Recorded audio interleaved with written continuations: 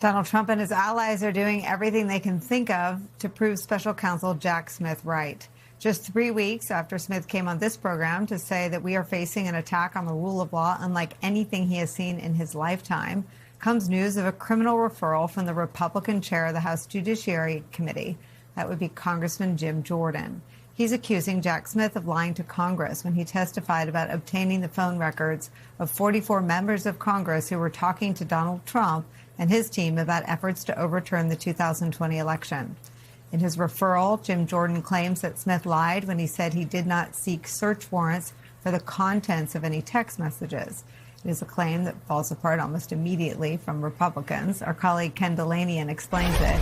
Quote, Jack Smith was asked if his office obtained congressional text messages through subpoenas of toll records. He truthfully answered no. His office did obtain some text through a subpoena to the National Archives. He was never asked about that.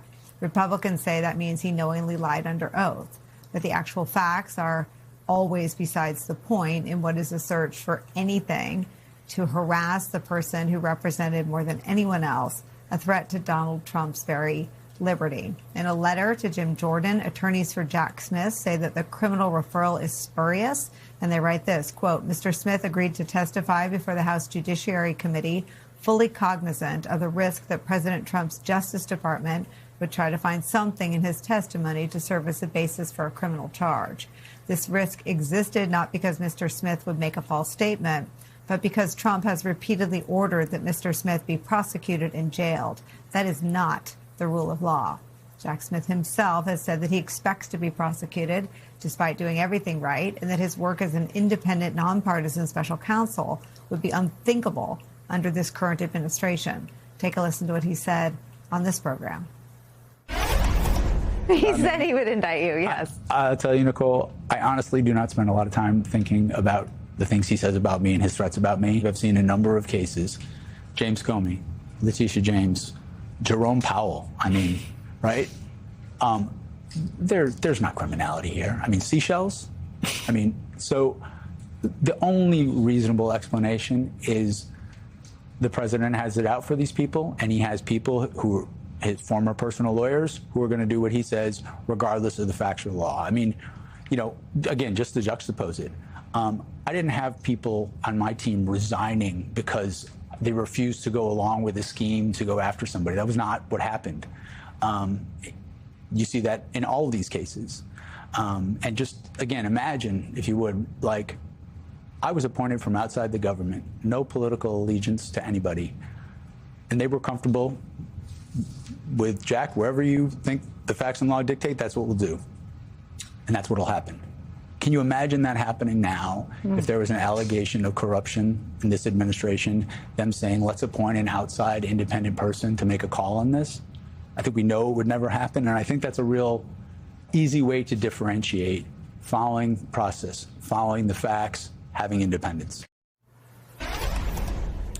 We're back with Andrew Miles and Director Brennan. Director Brennan, this is the variable because Donald Trump has been mad at you since 2016. And he just finally found people weak enough and sycophantic enough and corrupt enough to try to rub sticks together and make something up about you.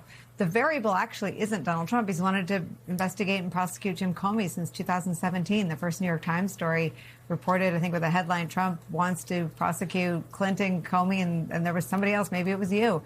The variable is the weakness, the fecklessness, and the appetite for politicization of the department of Todd Blanche. Yes, Nicole. Jim Jordan is not just a craven politician who has abused the authorities of his chairmanship of the committee. He also is a complete shill for Donald Trump. And so what is happening to Jack Smith is exactly what happened to me. Both Jack and I appeared separately, voluntarily in front of his committee. And then as a result of those appearances and our testimony, he makes referrals to the Department of Justice. He made a criminal referral on me, which is why I'm a target of several investigations out of the Southern District of Florida. And what we're trying to do is to respond to these subpoenas consistent with the rule of law. But just like Jack Smith, I have had to deal now with subpoenas. And unlike the New York Times, I don't have an in-house team of lawyers. So the intention that Jim Jordan and Donald Trump are engaged in is try to harass and harangue and try to ruin people reputationally and financially and so on. And so it just shows that there is this collusion and conspiracy among the Republican members of Congress and the White House to go after individuals who tried to uphold their responsibilities and obligations when they were government employees, but who have, run afoul of Donald Trump. And so, again, this is just so ludicrous, but it's so hard to believe that this would have ever happened previously. But again, it's not surprising or shocking at all that this is going on right now with this administration and this Department of Justice. I mean, Miles, it is the danger of anyone thinking that any of these stories wouldn't be the beginning of lots of these stories, right? So if the beginning was in 2017, when it was first reported in the New York Times that Donald Trump wanted the Justice Department to investigate and prosecute Clinton, Comey, and somebody else, that was the flashing red. And I'm not saying that those of you who worked in the first term deserve medals of freedom, but clearly Trump has now reconfigured the government to have only people who are on board with this corrupt use of the Department of Justice. And I know you too have been targeted.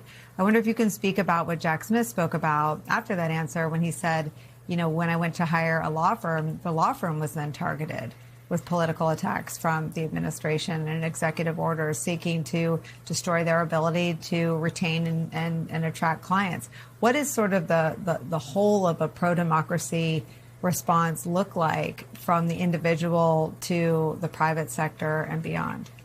Well, it was very, very bad last year. And I suspect both of my co-panelists here could attest to that. I mean, as Trump started to go after people, the same elements of support that were there in the first term were not there. And full disclosure, at one point for a brief period of time, Andrew Weissman was one of my attorneys at the end of the first Trump administration.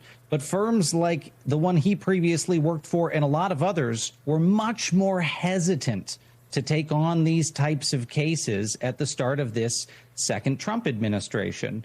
I spoke to a number of different big firms after I was singled out, and there was a lot of fear out there. Now, I ended up getting lucky because there were folks mobilizing in the pro-democracy community.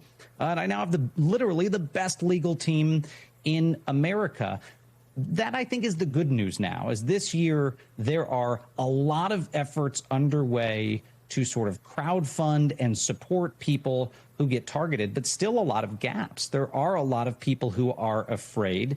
And Director Brennan is right. The mere act of bringing these allegations or the act of a criminal referral against a Jack Smith is meant to scare all the people who are not named. And we know that because after they came after me, they told outlets the purpose of this is to send a message. That was the quote from a senior White House official. They wanted to scare other people. But, Nicole, I would warn those existing officials because the Jack Smiths of the world and the John Brennans are not going up in line to Congress. But they better be damn careful because there seems to be an episode almost every month of a Trump official actually appearing to lie to Congress. We had Pam Bondi, who was accused by members of Congress of lying about the Epstein files in testimony, and Kristi Noem accused of lying about the $220 million in DHS ads, and Tulsi Gabbard and John Ratcliffe accused of lying about Signalgate. I mean, there are some actual very serious allegations of perjury. So I'd urge these folks to be very careful about who they go after for spurious claims of perjury when there's real ones that will survive the statute of limitations after this administration.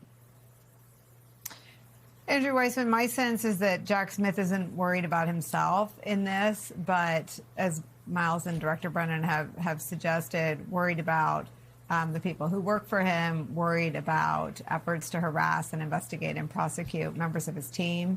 What is your sense of how this news has landed in his inner circle?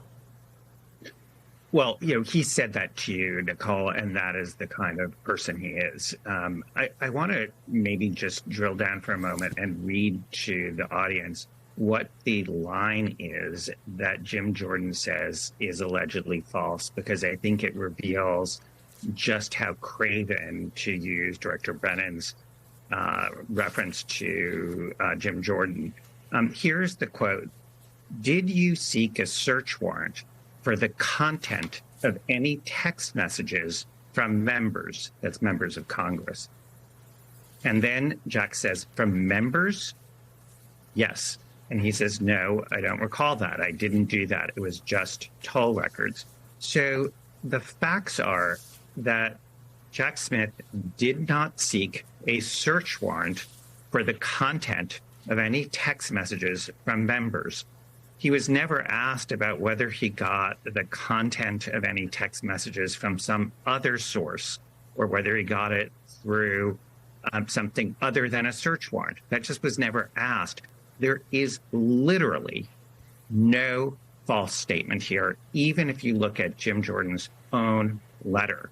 The good news here is that this kind of case would have to be brought in Washington, D.C. That's the venue under the Constitution where the alleged crime happened, meaning that a D.C. grand jury, which has been loath to bring spurious claims, would have to vote this. And even if they voted this, it would land in front of a D.C. judge and a D.C.